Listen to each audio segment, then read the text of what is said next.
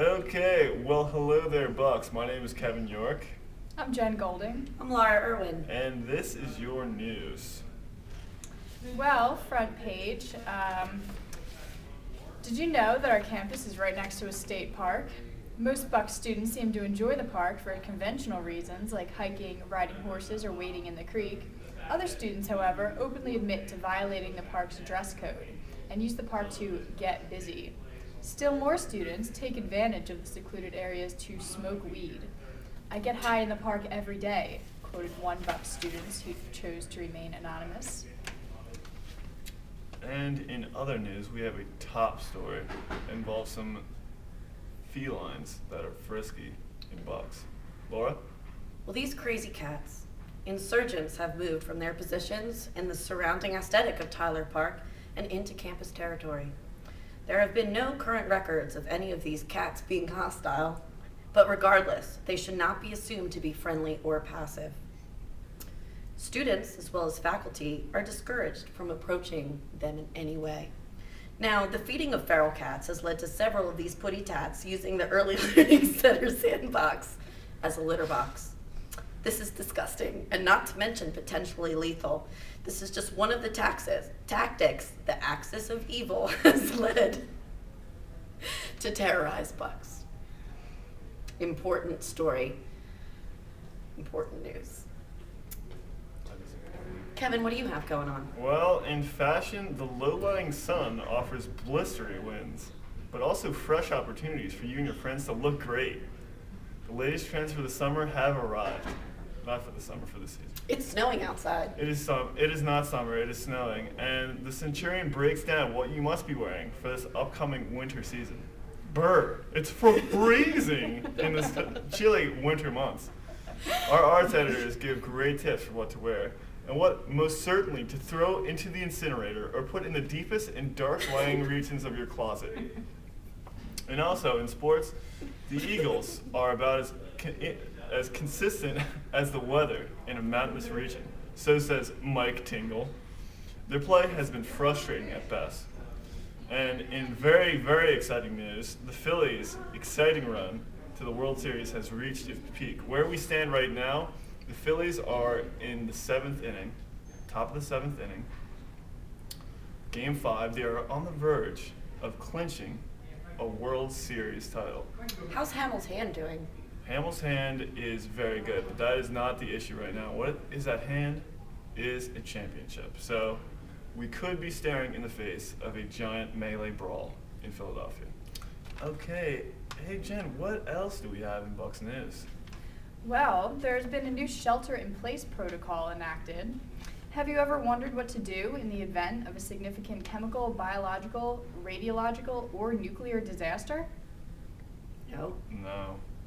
Well, if you have, Bucks has numerous shelter-in-place areas on campus that are marked with signs that say shelter-in-place location. If you hear an air horn or loud whistle while on campus, it is advised that you make your way to one of these designated areas. Shelter-in-place is voluntary, and campus members cannot be forced to shelter in place. However, the only other option available is to evacuate campus. No other options are available to you. That means you could die. Yes, if you have any more questions regarding shelter in place, don't hesitate to contact Chris Lloyd, the Director of Safety and Security. It's good that he made himself available for that. It's very important. Well, I wanted to talk about Halloween. This Friday is Halloween, and it's a spooky time of year. And our features page talks of ghostly tales and the history behind dressing up as one student, Nick Bernando, a 20-year-old political science major. He is going to be Batman in a 12-year-old's costume, but he's going to add a cup so he can get the man bulge. Another student, Mitch O'Connor, is 19 years old and a liberal arts major, and he said he's going to be Christopher Reeve post-horrific accident, which makes him Superman in a wheelchair. Now, you can celebrate the 2,000-year-old Halloween tradition, mocking these unfortunate survivors of horse accidents. But Halloween is derived from the Celtic New Year and into the 8th century. Christianity kicked off the changes that led Halloween from being a celebration of harvest, then death, and then costumes and mini Snickers. So Bucks is celebrating Halloween with a costume Halloween party from 10 a.m. to 2 p.m. in the Fireside Lounge, and I'm sure that many will attend. And Jen, what's going on with you? Well, last week, Patrick Murphy, our local congressman, came to Bucks to announce the Bridge to Higher Education Scholarship winners. This award went to lower-income students who otherwise might not have had a chance to succeed.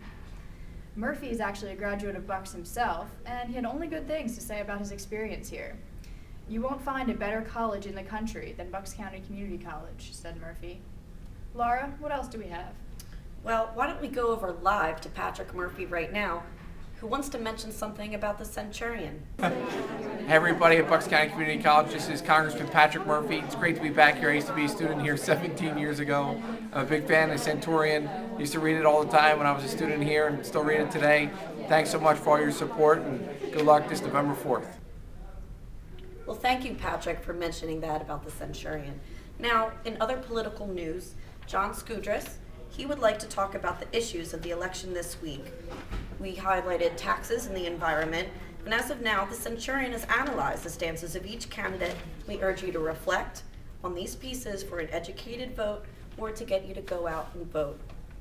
Now, here's the deal. McCain continues to tax as Bush did, and Obama will tax those with an income of more than $250,000. McCain is for nuclear energy and offshore oil drilling, and he has chanted "drill, baby, drill," while Obama is for green energy and job creation in the field of green energy. So biased we are, yes, but with that, here are John Skudras' top 10 reasons you should not vote for John McCain. Number 1, he's old. Now, John said that it shouldn't be for a deciding factor in a vote all of itself, but with his age, and he would be the oldest president if ever elected, this would mean number 2, Sarah Palin, would be elected. Now, she is inexperienced and a horrible role model for women, if I do say so myself. Reason 3, marital infidelity. He came home from 5 years in a POW camp to find his wife, suffered from a paralyzing accident in his absence, and he divorced her after cheating on her. Now, his temper. McCain gets mad and his face gets all red and he looks scary enough as it is. Number 5, the Keating 5. It's a scandal he was involved with and you should Google it.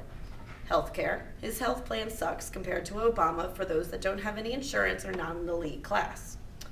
As well, W. Meaning he has agreed with the policies of Bushy 90% of the time.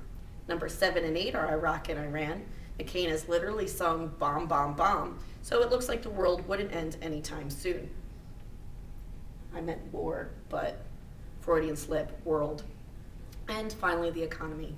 Let's stabilize the economy, even if it does mean socialism.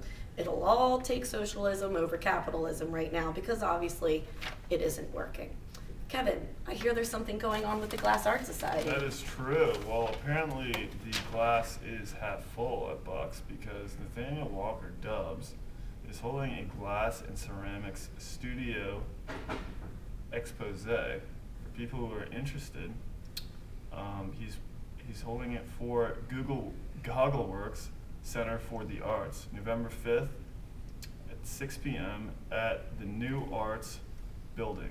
Well, that looks like that's that for Bucks today. My name is Kevin York. I'm Jen Golden. And I'm Laura Irwin. Thank you very much, and we'll see you next week here at Bucks.